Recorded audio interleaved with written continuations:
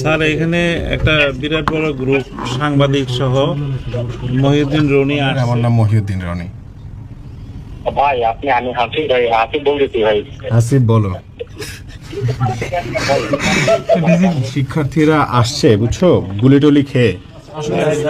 এই জন্য আমার একটু পানি খাইতে হবে। সমস্যা নেই, এই মুহূর্তে সংযোগ দেওয়া সম্ভব হচ্ছে না। কার নাম্বার এটা? ফোন দেওয়া সম্ভব হচ্ছে না।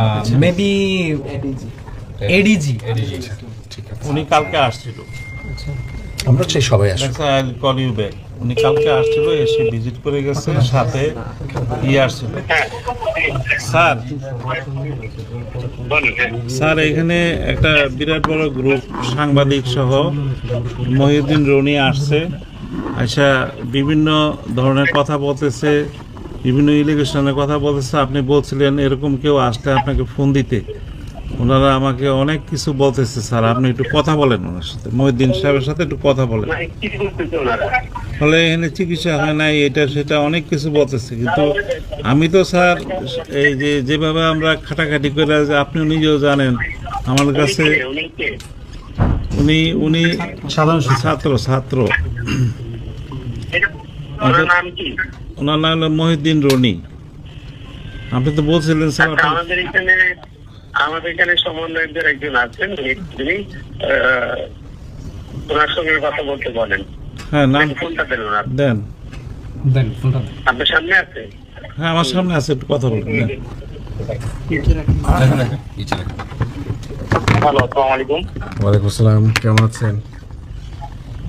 এই তো আলহামদুলিল্লাহ। কে বলছেন তো ইংরেজি বলেন তো? আচ্ছা, আমরা হচ্ছে এখানে সাধারণ শিক্ষার্থী এসেছি ঢাকা বিশ্ববিদ্যালয়ের। ওনার ব্যাপারে কিছু অভিযোগ এসেছে, আমরা ওনাকে গিয়ে সরেজমিনে দেখাতে চেয়েছি যে আপনি আসেন। সাধারণ শিক্ষার্থী ঢাকা বিশ্ববিদ্যালয়। আপনি কোন ডিপার্টমেন্টের, কোন সেকশনের, কোন হলের? আপনি একটু বলেন তো আমাকে কাইন্ডলি। আমি থিয়েটার অ্যান্ড পারফরমেন্স স্টাডিজ ডিপার্টমেন্টের 17-18 সেশন শহীদ সার্জন জোহরলাক হলের। আমার নাম মহিউদ্দিন রনি।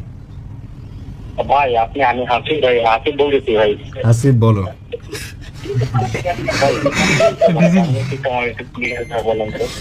ব্যাপারটা হচ্ছে এই যে এখানে যে ব্যক্তি বসে আছে, ফোন আমরা তো ওনার সামনে দাঁড়ায় আছি, এই ব্যক্তির ব্যাপারে অভিযোগ আসছে যে যখন শিক্ষার্থীরা আসছে বুঝছো, গুলি টুলি খেয়ে, এই ব্যক্তি হচ্ছে শেখ হাসিনার যে নির্দেশনা দিয়েছে যে কোনো শিক্ষার্থীকে যদি এখানে আহত কোনো শিক্ষার্থী আসে তাদেরকে যেন ট্রিটমেন্ট না দেওয়া হয়, হ্যাঁ, এবং সেটা বাস্তবায়ন করার যে মিটিংটা হয়েছে সেই মিটিংয়ে এই ব্যক্তিও মানে যুক্ত ছিল এবং উনি এইমাত্র এই কথাই বলছেন।